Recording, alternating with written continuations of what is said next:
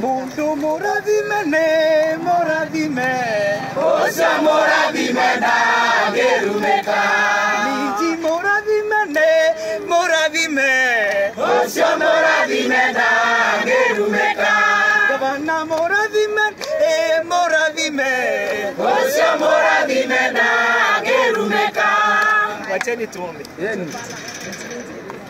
Oh, no nginya tu miji hiyo ni slogan ya majority. Hadi tuombe.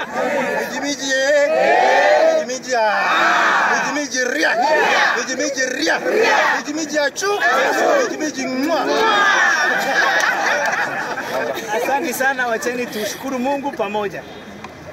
Baba, katika jina la Yesu Kristo, mfalme wa falme, Jehova, tuko mbele zako. Tunakushukuru Jehova kwa sababu wewe ni Mungu na hakuna Mungu mwingine kama wewe. Jehova, umekuwa pamoja na gavana wetu tangu wakati watu wa Kirinyaga walimchagua na wakampatia kura mingi, wakasema ndiye gavana wa Kirinyaga.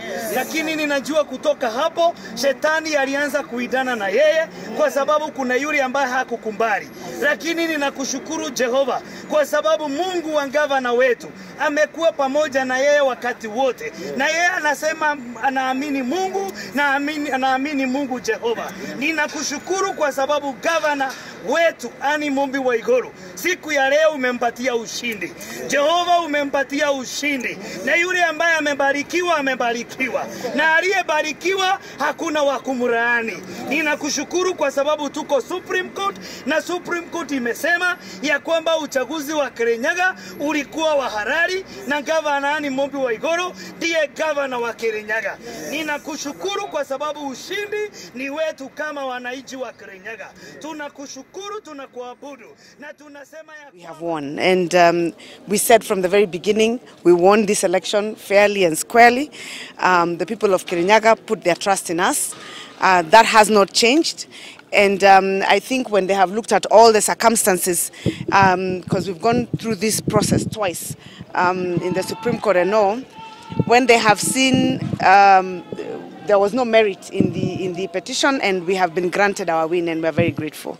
Yeah, very happy. I think you can see it from our faces. Yeah, tired but happy. Anything to the applicant, Honorable Martha Karua?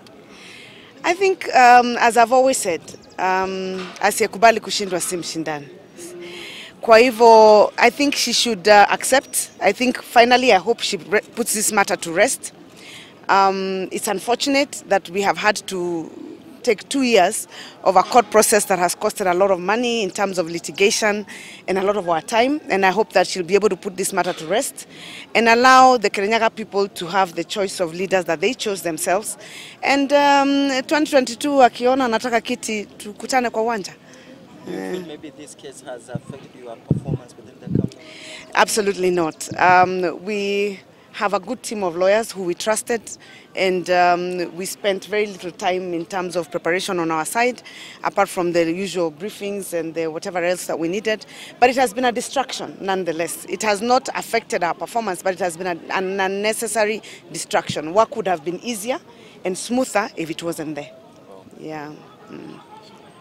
Asante.